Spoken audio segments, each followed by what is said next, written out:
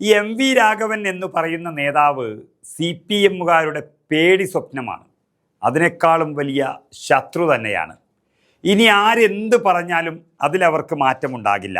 കാരണം അത്രയ്ക്കും വലിയ പ്രതിസന്ധികളാണ് M V Raghavan C P M വിട്ടുപോയിട്ടും ആ പാർട്ടിക്ക് സൃഷ്ടിച്ചത്. അതുകൊണ്ട് അദ്ദേഹത്തിൻ്റെ മകനെ അംഗീകരിക്കാനും സി പി എമ്മുകാർക്ക് അത്ര പെട്ടെന്ന് കഴിയില്ല എന്നുള്ളതാണ് സത്യം. ഈ കാര്യം പറഞ്ഞു വരുന്നത് സി പി എമ്മിൻ്റെ ഉറച്ച കോട്ടയായ ഉറച്ച മണ്ഡലമായ തളിപ്പറമ്പിൽ ഇത്തവണ എം വി നികേഷ് കുമാറിനെ സ്ഥാനാർത്ഥിയാക്കും എന്നുള്ള വാർത്തകളാണ് പുറത്തു വരുന്നത്. നമുക്കറിയാം, കണ്ണൂർ ജില്ലയിൽ തന്നെ ഇതിനു മുമ്പ് സ്ഥാനാർത്ഥിയാക്കി സി പി എം അത്രയ്ക്കും വലിയൊരു പ്രാധാന്യം നൽകിയെങ്കിലും നികേഷ് കുമാർ തോറ്റുപോയത് നമുക്കറിയാം. അതേ അവസ്ഥയിലേക്ക് ഉറച്ച മണ്ഡലമായ തളിപ്പറമ്പും മാറുമോ എന്നുള്ളതാണ് ഇപ്പോൾ സി പി എം നേതൃത്വം ഭയക്കുന്നത്. തളിപ്പറമ്പ് നിയോജക മണ്ഡലത്തിൽ എം വി നികേഷ് കുമാറിനെ എൽ ഡി എഫ് സ്ഥാനാർത്ഥിയാക്കാൻ സി പി എമ്മിൽ തന്നെ ചിലർ നീക്കം നടത്തുന്നതായിട്ടാണ് ഇപ്പോൾ വിവരം ലഭിക്കുന്നത്. അദ്ദേഹത്തിന് അവിടെ പോയി പ്രവർത്തിക്കാനുള്ള അനുമതി പോലും നൽകിക്കഴിഞ്ഞു എന്നാണ് അറിയുന്നത്. പാർട്ടിയുടെ സംസ്ഥാന സെക്രട്ടറിയും തളിപ്പറമ്പിലെ സിറ്റിംഗ് എം എൽ എയുമായ എം വി ഗോവിന്ദനാണ് നികേഷ് കുമാറിനെ സ്ഥാനാർത്ഥിയാക്കാനുള്ള ഈ നീക്കത്തിന് പിന്നിൽ എന്നാണ് അറിയുന്നത്.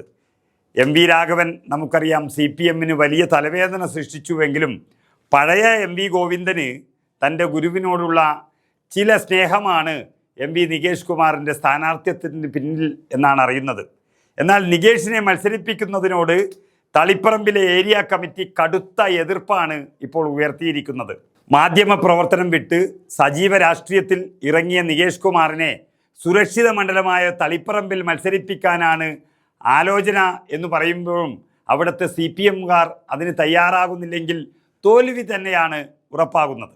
എം വി രാഘവനോടുണ്ടായിരുന്ന അടുപ്പത്തിൻ്റെ പേരിലാണ് പാർട്ടിയുടെ സംസ്ഥാന സെക്രട്ടറിയായ ഗോവിന്ദൻ ഇപ്പോൾ നികേഷിനെ പിന്തുണക്കുന്നത് എന്ന് പറയുമ്പോഴും രാഘവൻ ചെയ്തു കൂട്ടിയ കാര്യങ്ങൾ അത് സി പി എമ്മിന് ഒരിക്കലും മറക്കാൻ കഴിയാത്തത് എന്ന് പ്രവർത്തകർ പറയുന്നു. 10 വർഷം മുൻപ് കന്നി പോരാട്ടത്തിൽ അഴീക്കോട് മണ്ഡലത്തിൽ നേരിട്ട തോൽവി നികേഷിന് വലിയ തിരിച്ചടിയായിരുന്നു. ഇത് മറികടക്കാൻ തളിപ്പറമ്പ് പോലെയുള്ള ഒരു ഉറച്ച മണ്ഡലത്തിൽ മത്സരിപ്പിക്കുന്നത് ഗുണം ചെയ്യുമെന്നൊരു വിലയിരുത്തലാണ് ഇപ്പോൾ സി പി എമ്മിനുള്ളത്. നികേഷിൻ്റെ പിതാവായ എം വി രാഘവൻ തന്നെ 1977 തളിപ്പറമ്പിൽ നിന്നും സി പി എം സ്ഥാനാർത്ഥിയായി മത്സരിച്ച് ജയിച്ചിരുന്നു. അന്ന് അദ്ദേഹം സി പി എമ്മിൻ്റെ വെറുമൊരു സ്ഥാനാർത്ഥിയായിരുന്നില്ല, തീപ്പൊരി നേതാവായിരുന്നു. അദ്ദേഹം വളർത്തിയ ആളുകളും പടകളും മാത്രമേ ഇന്ന് സി പി എമ്മിന് കണ്ണൂരുള്ളൂ. അതിനുശേഷമാണ് ഈ പിണറായി വിജയൻ അടക്കമുള്ളവർ കണ്ണൂരിൽ വളർന്നു വന്നിട്ടുള്ളൂ. അങ്ങനെയുള്ളൊരു എം വി രാഘവൻ കോൺഗ്രസിനോടൊപ്പം ചേർന്ന് കെ സുധാകരൻ്റെ ചുവടും പിടിച്ച് കണ്ണൂരിൽ വിലസിയപ്പോൾ സി പി എമ്മിന് വന്നത് ചെറിയ തിരിച്ചടിയല്ല. ആ രാഘവനോട് നേരത്തെ ഉണ്ടായിരുന്ന സ്നേഹവും കരുതലും മകൻ്റെ കാര്യത്തിലും എം വി ഗോവിന്ദൻ കാണിക്കാൻ തയ്യാറായിട്ടുണ്ടെങ്കിലും അത് പ്രവർത്തകർ കാണിക്കുമെന്ന് യാതൊരു ഉറപ്പുമില്ല.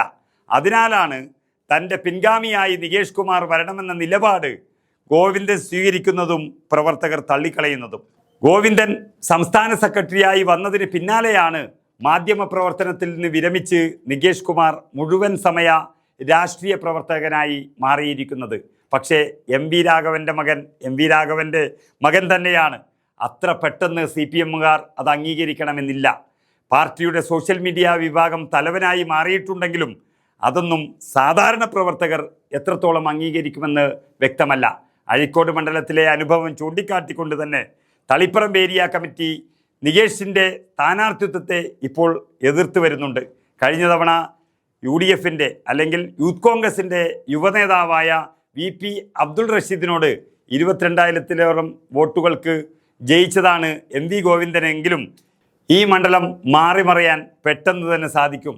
കാരണം എം വി രാഘവനെതിരെയുള്ള സി പി എമ്മിൻ്റെ പ്രതിഷേധം അത് മകനോട് കാട്ടിയാൽ നികേഷ് കുമാർ തളിപ്പറമ്പിൽ നിന്ന് രക്ഷപ്പെടില്ല എന്നും ഉറപ്പാണ്.